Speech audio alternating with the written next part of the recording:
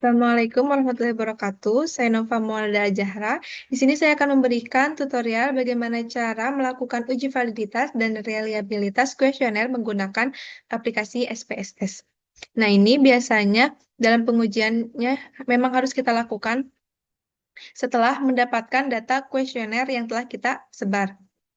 Nah, untuk pengertiannya, uji validitas adalah suatu ukuran yang menunjukkan tingkat kevalidan atau keabsahan suatu instrumen. Uji validitas dikatakan valid jika memang R hitungnya itu lebih besar dari R tabel. Dan sebaliknya, jika memang R tabel itu lebih kecil, jika memang R hitungnya lebih kecil dari R tabel, berarti tidak valid. Nah, nanti untuk R tabelnya akan saya tampilkan. Kemudian untuk pengertian uji reliabilitas digunakan untuk menguji keadaan suatu instrumen penelitian, suatu kuesioner dikatakan andai jika jawaban seseorang terhadap pertanyaan adalah konsisten atau stabil dari waktu ke waktu. Nah, dikatakan reliabilitas jika memang skornya itu lebih dari 0,60. Sini saya akan share screen dulu ya. Nah, di sini saya sudah memiliki data. Saya menggunakan 15 responden dengan 5 pertanyaan. Nah, di sini untuk pertanyaan pertama itu ada 4, 3, 4, 4, 4, cuman totalnya belum.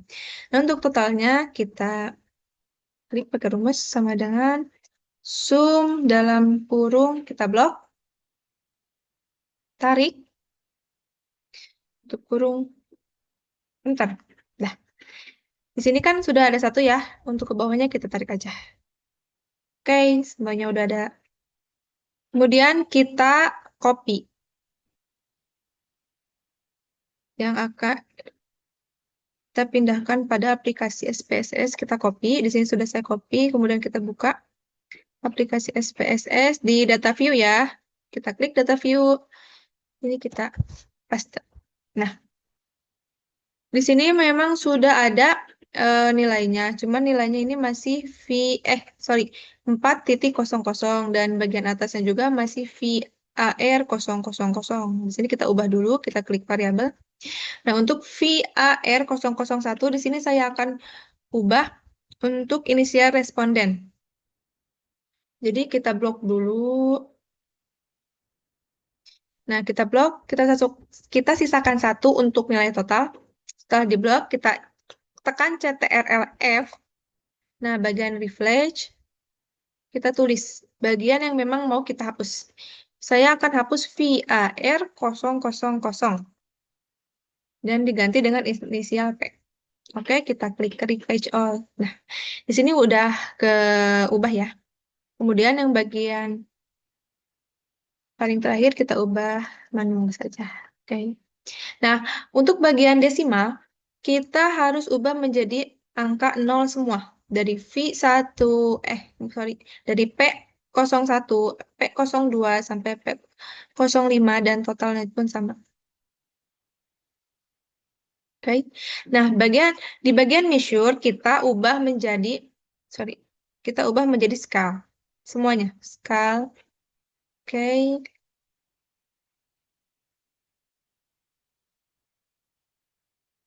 Nah, udah. Di sini sudah keubah, terus bagian kolom kita ubah. Untuk bagian kolom ini sebenarnya boleh diubah, boleh enggak juga ya. Kalau saya ubah. Nah, di sini udah ya, udah kita ganti semua. Kemudian kita balik lagi ke data view. Nah, di sini sudah terubah.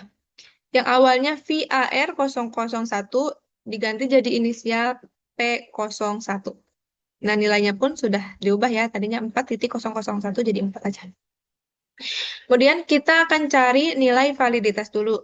Kita klik analis, kemudian bagian correlate, terus kita klik bivariate.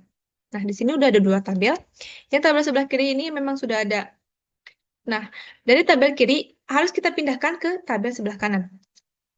Kita blok, tekan CTRL, kemudian tekan bagian yang memang mau kita pindahkan. Nah, di sini kita tekan semua, kita pindahkan ke tabel variabel. Nah, ini sudah pindah semua ya. Kemudian di sini pastikan sudah dicontreng, sesuai, tinggal oke. Oke, nilainya sudah ada. Nah, di sini nilainya untuk P01 itu 978. Jadi, gimana caranya kita tahu kalau misalkan P01 ini valid atau tidak? Balik lagi ke R tabel.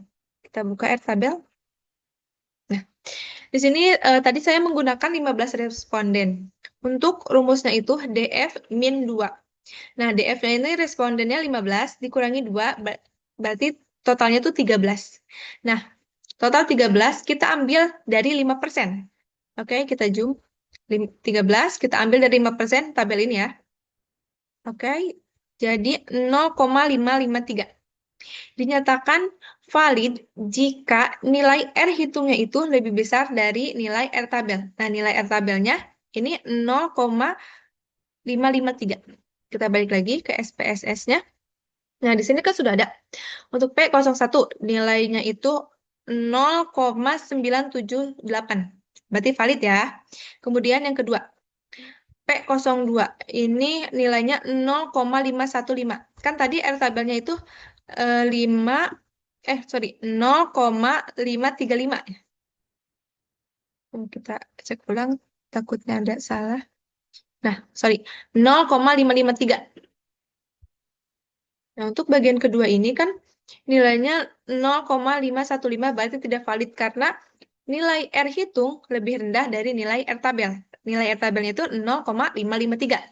Nah, kemudian yang ketiga 0,94 ini valid, keempat 0,973 valid, kemudian yang kelima 0,978 ini valid, dan terakhir ini 1.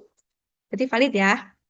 Kemudian uji validitas sudah, sekarang ke uji reliabilitas. Untuk uji reliabilitas, kita klik bagian analis lagi. Nah, sorry.